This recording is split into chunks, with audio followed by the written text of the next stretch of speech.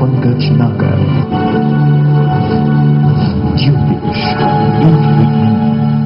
નમસ્કાર દર્શક મિત્રો, હું અશોક મોદી અને મારી સાથે જ્યોતિષ ગુરુ ડોક્ટર પંકજભાઈ નાગર આપનું સ્વાગત કરીએ છીએ કાર્યક્રમ જ્યોતિષ એક વિજ્ઞાનમાં. અને આપ નિહાળી રહ્યા છો અમારા જીટીપીએલ ગુજરાતીની વિશેષ રજૂઆત કાર્યક્રમ જ્યોતિષ એક વિજ્ઞાનમાં. પંકજભાઈ આપનું સ્વાગત છે. નમસ્કાર અશોકભાઈ અને નમસ્કાર મારા વહાલા દર્શક મિત્રો. હર હંમેશની જેમ જ્યોતિષ એક વિજ્ઞાન શોની અંદર આજે કોઈ અદ્ભુત અનેરી તમારા કામની અને તમારા જ્ઞાનમાં વિશેષ વધારો કરનારી વાત તરફ આપણે આગળ વધીએ. જ્યોતિષ એક વિજ્ઞાન એક એવો પ્રોગ્રામ છે કે જેની અંદર આજકાલ સામાન્ય રીતે જ્યોતિષ અને આયુર્વેદ એ આપણા સનાતની વિષયો છે કે જે ઘરે ઘરે લોકોને એનું જ્ઞાન હોય છે, પરંતુ ક્યારેક આ જ્ઞાન તમારી પાસે ખોટા માણસ પાસેથી ખોટી રીતે આવે તો તમને ખોટો રસ્તો બતાવે છે. અહીંયા તમને આ જ્ઞાન સાચા રસ્તે, સાચી દિશામાં અને સાચી રીતે પીરસવામાં આવશે. આવો આગળ વધીએ.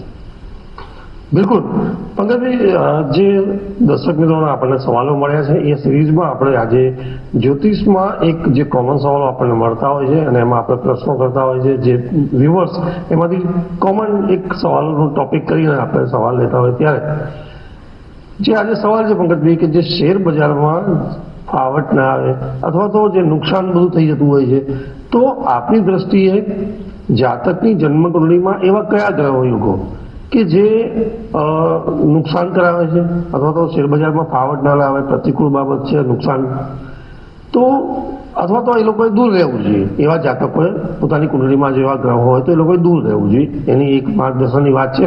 એમાં કોમન સવાલોમાં અલગ અલગ દર્શક મિત્રોના સવાલ છે. તો એમાં એક સતીશ પટેલ છે અમદાવાદથી જ આપણા, એમનો જ સવાલ લઈને આપણે આ સવાલનું ચર્ચા કરીશું.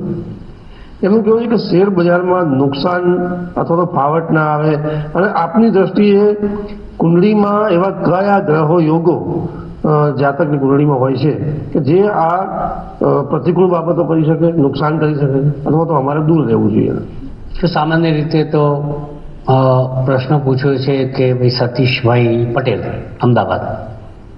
તો સતીશભાઈ, એક તો સૌપ્રથમ સલાહ અને એક એવું લોજિક કે શેરબજાર એમાં મોટા ભાગે સટ્ટાની રમત વધારે થતી હોય છે. છેક યુધિષ્ઠિરથી લઈને હર્ષદ મહેતાથી થઈને આપણે બેઠા છીએ ત્યાં સુધી મેં એવું સાંભળ્યું છે કે કોઈને એવું શેરબજારમાં બહુ ઉપર આવી ગયો હોય ને આમ રાજા બની ગયો હોય ને એમ અને વાહ થઈ ગયું હોય, એવા બનાવો સતીશભાઈ ઓછા છે. એટલે આઈ વુડ સિમ્પલી છે કે સતીશભાઈ, શેરબજારથી દરેક માણસે દૂર રહેવું જોઈએ.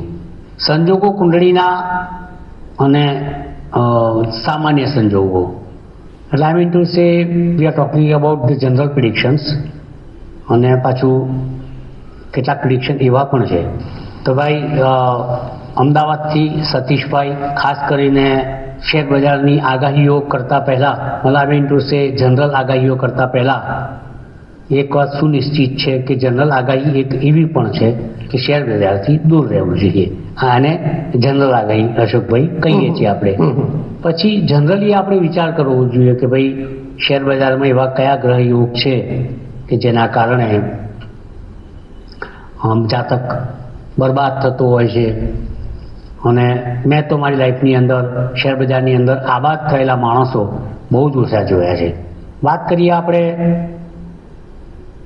કે પૌરાણિક સમયથી અર્વાચીન યુગથી મોડર્ન યુગ સુધી કોઈ જાતક શેરબજારની અંદર સદ્ધર થયો હોય એવા બનાવો ઘણા ઓછા છે. બલકે શેરબજારમાં અધ્ધર થઈ ગયા હોય એવા બનાવો વધારે છે. બિલકુલ.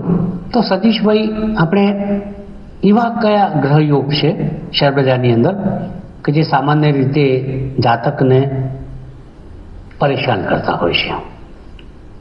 સૌપ્રથમ તો કુંડળીમાં નક્કી કરીએ આપણે કે શેરબજારના સ્થાનનો કારક કયો.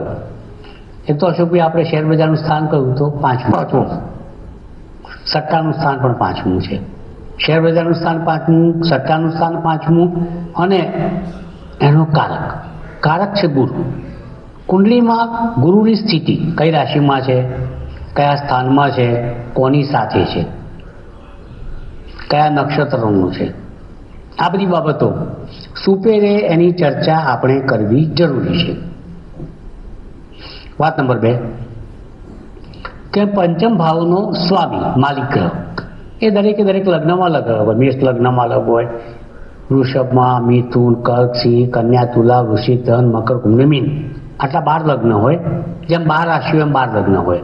તો 12 લગ્નની અંદર એનો જે 5મા સ્થાનનો માલિક હોય એ અલગ હોય. તો એ માલિકની સ્થિતિ, ધારો કે ઉદાહરણ તરીકે આપણે અશોકભાઈ લઈએ તો મેષ લગ્ન પકડીએ. ઉદાહરણ તરીકે એક જ વાત કરીશું આપણે. મેષ લગ્નમાં 5મા ભાવનો માલિક કોણ થાય? સૂર્ય. કારણ કે 5મી રાશિ આવે. હવે ધારો કે મેષ લગ્નનો જાતક હોય અને એની કુંડળીમાં સૂર્ય તુલા રાશિમાં ગયો તો નીચ રાશિમાં આવી ગયો. સૂર્ય શનિ સાથે બેસી ગયો તો એક ઘર્ષણ યોગ ઊભો થયો. સૂર્ય રાહુ સાથે બેસી ગયો તો ગ્રહણ યોગ ઊભો થયો. સૂર્ય ખાડાના સ્થાનમાં ગયો તો પણ એ જાતક માટે શેર બજારની પરિસ્થિતિ અને વાતાવરણ બગડે. આ એક વાત થઈ. બીજી વસ્તુ મેં તમને કહ્યું કે કારક તો ગુરુ પરમેનન્ટ છે. પંચમ ભાવનો કારક ગુરુ એ પરમેનન્ટલી, એટલે મીન્સ કોઈ પણ પ્રકારનું પુસ્તક હોય, જ્યોતિષનો ગ્રંથ હોય, અગર તો કંઈ પણ હોય, પણ પંચમ ભાવનો કારક આપણા ઋષિ મુનિ હોય, એન્સેટર્સ, દ્રષ્ટા હોય, નક્કી જ કરેલો હોય કે ગુરુ હોય. માલિકો અલગ અલગ હોય.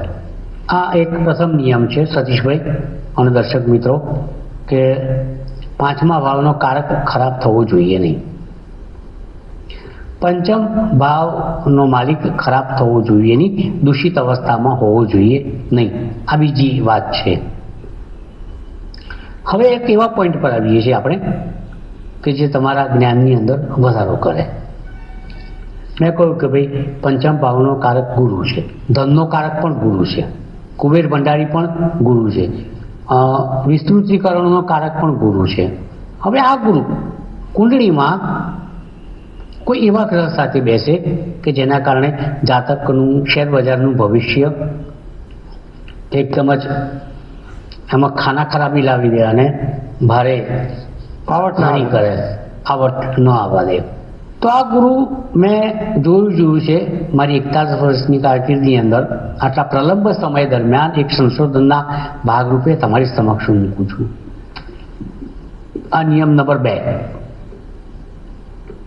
નિયમ નંબર 2 ની અંદર એવું છે કે ગુરુ જેની જન્મ કુંડળીમાં શનિ સાથે બેઠો હોય એવા જાતકો સમગ્ર જીવન હંમેશા ધનની દ્રષ્ટિએ, આર્થિક દ્રષ્ટિએ નબળા હોય છે. તમે કોઈ પણ કુંડળી લાવો, મારી પાસે જે જાતકો કુંડળી બતાવવા આવતા હોય છે એ જાતકો, એક વાત ચોક્કસ છે કે એમની કુંડળીમાં ગુરુ શનિ સાથે હોય તેવા જાતકો કદાપી શેર બજારની અંદર ફાવતા નથી.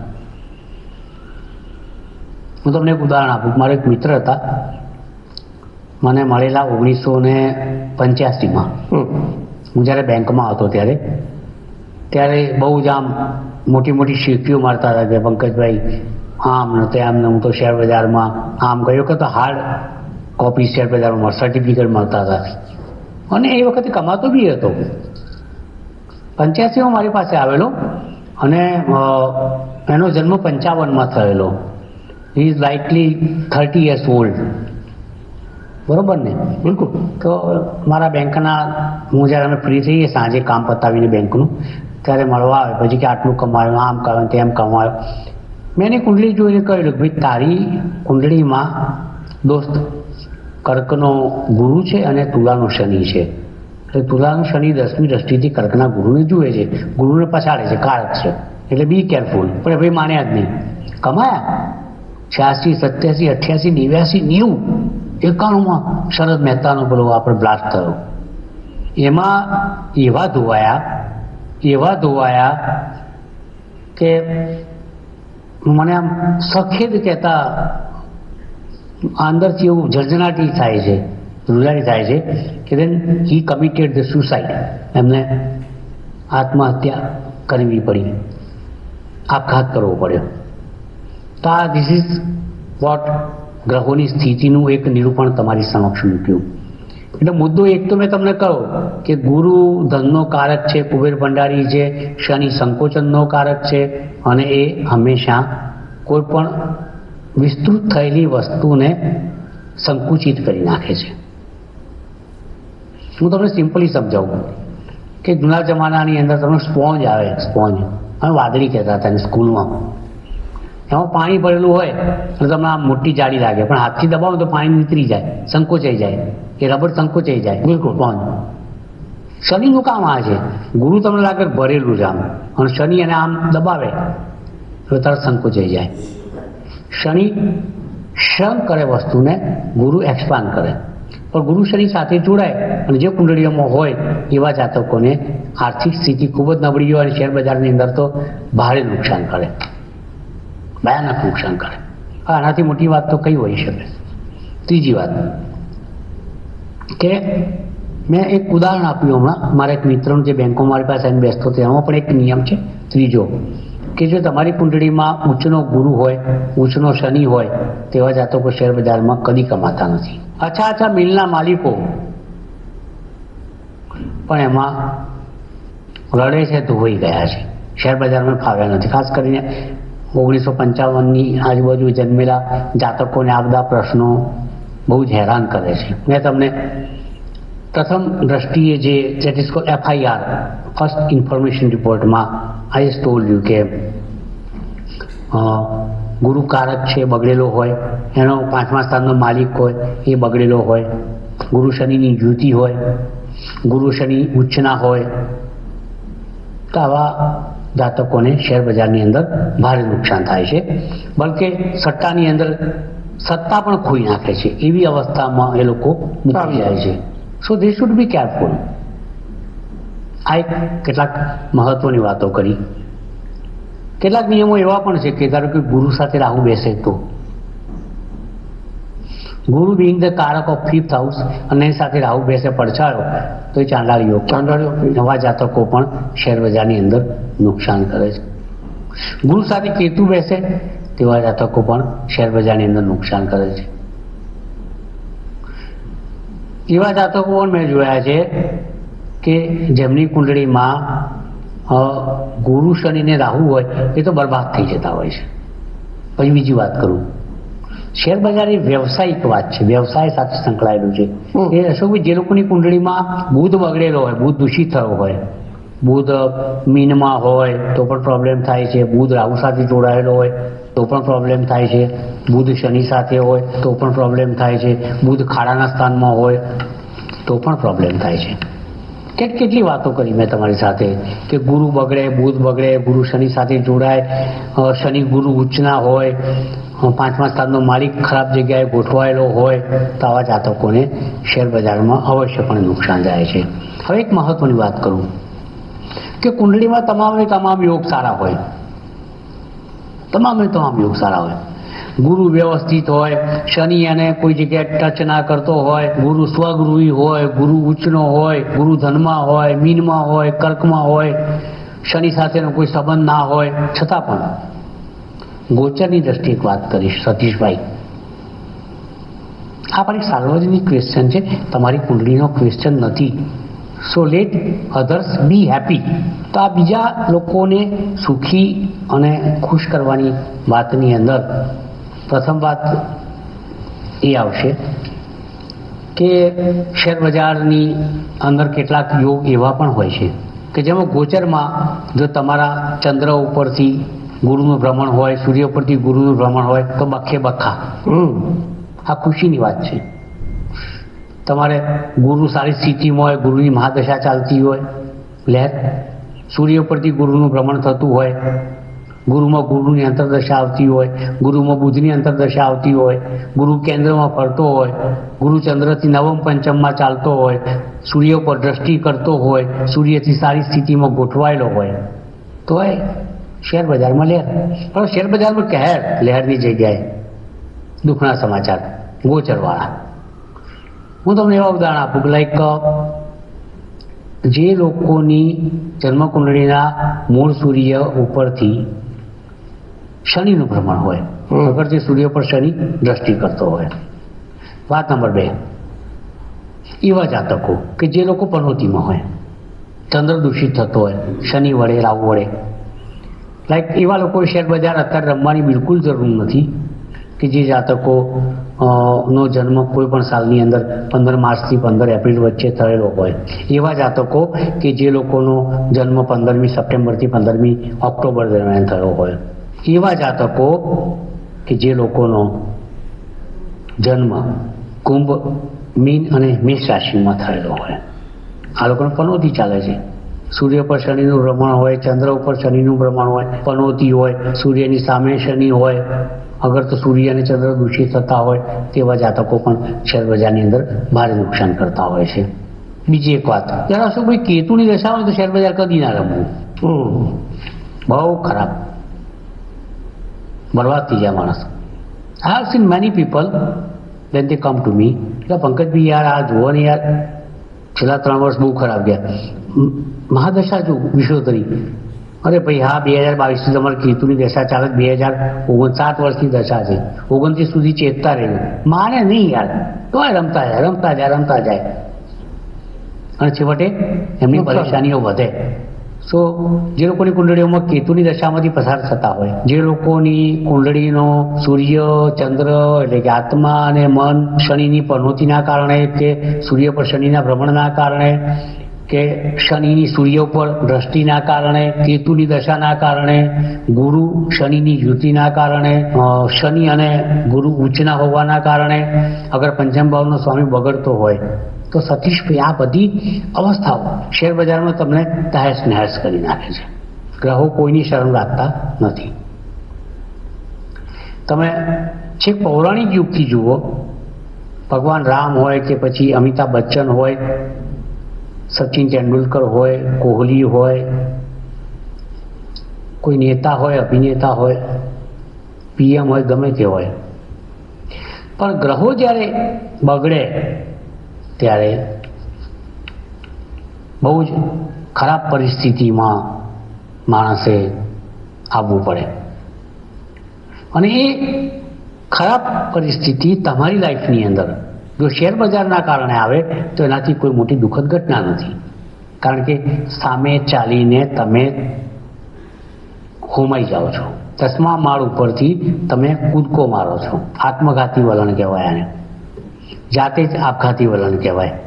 આનાથી મોટી દુર્ઘટના તો કઈ હોઈ શકે. આ વાત થઈ. સતીશભાઈએ જે પ્રશ્ન પૂછ્યો છે એ પણ એક સાર્વજનિક પ્રશ્ન છે, અને ખાસ કહીશ તો આ પ્રશ્ન ઉપર તમારે દર્શક મિત્રોએ ખાસ કેન્દ્રીકરણ કરવાની જરૂર છે, સો દેટ તમે પણ બચી શકો અને બીજાને પણ બચાવી શકો. જ્યોતિષ એક જ્ઞાન છે અને જ્યોતિષનું જ્ઞાન ના હોય તે મોટો અભિશાપ છે. તો આ શાપ અને અભિશાપમાંથી મુક્ત થવા માટે અહીં જે વાતો તમારી સમક્ષ મૂકવામાં આવે છે એનું જરાક ઊંડાણપૂર્વક વિચાર કરો, સમજો, અને સમજ્યા પછી એને અમલમાં મૂકો. એવું નહીં પંકજભાઈએ કહ્યું એટલે સમજ્યા આવે, કારણ કે આદત છે. શેર બજાર મારી દ્રષ્ટિએ એક આદત છે અને સટ્ટો એ વ્યસન છે. સો ટેવ અને વ્યસન બંને વચ્ચે એક ભેદ છે. બિલકુલ બિલકુલ. So let us B away from habits અને વ્યસનથી, કુટેવથી દૂર રહો એવી મારી તમને આ શોની અંદર નમ્ર વિનંતી છે. મળીએ.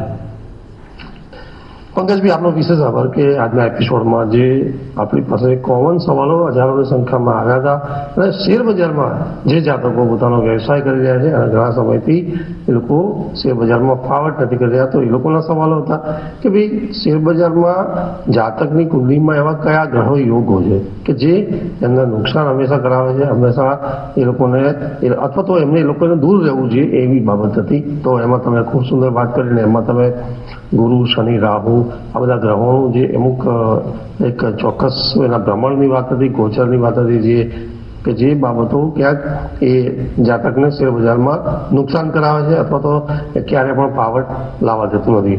તો દર્શક મિત્રો, આ હતી એક આપણે વાત અને ટોપિક કર્યો કે શેરબજારમાં જે કયા જાતકોએ પોતાની કુંડળીના આધારે કયા ગ્રહો અનુકૂળ નથી તો એ જોઈ લેવા જોઈએ અને એ હંમેશા નુકસાન કરાવતા હોય છે. તો આજે પંકજભાઈ ખૂબ સારા એવા માર્ગદર્શન આપ્યા છે. પંકજભાઈ, આપનો વિશેષ આભાર. અને એની સાથે બીજા ઘણા બધા આપણી પાસે ટોપિક્સ મળ્યા છે અને દર્શક મિત્રો સવાલો કરવા બદલ આપના ખૂબ ખૂબ આભાર. જ્યોતિષની દ્રષ્ટિએ આવા કોમન સવાલો અમારી પાસે જ્યારે આવતા હોય છે ત્યારે અમે એના ટોપિક કરી અને એમાં જે બાબતો જ્યોતિષની દ્રષ્ટિએ વિજ્ઞાનની દ્રષ્ટિએ જે બાબતો અનુકૂળ પ્રતિકૂળ જે બનતી હોય છે એની અમે બહુ ખૂબ જ વિસ્તારથી ચર્ચા કરીએ છીએ. પંકજભાઈ સાથેના સમાધાન લઈએ છીએ, પંકજભાઈના સંશોધનો છે, પોતાના મોટા અનુભવ, તો એને લઈને અમે આ વાત કરતા હોઈએ છીએ. ત્યારે આવા જ એક ટોપિક સાથે નેક્સ્ટ એપિસોડમાં ફરીથી મળીશું. આપના સવાલો અમને ચોક્કસપણે જે સ્ક્રીન ઉપર જે નંબર છે એની પર મોકલતા રહેજો. ધન્યવાદ, આભાર. જ્યોતિષ એક વિજ્ઞાન. હું જાઉં છું પાછું અમદાવાદ. હું 3 વર્ષ રાહ જોઈ. Last time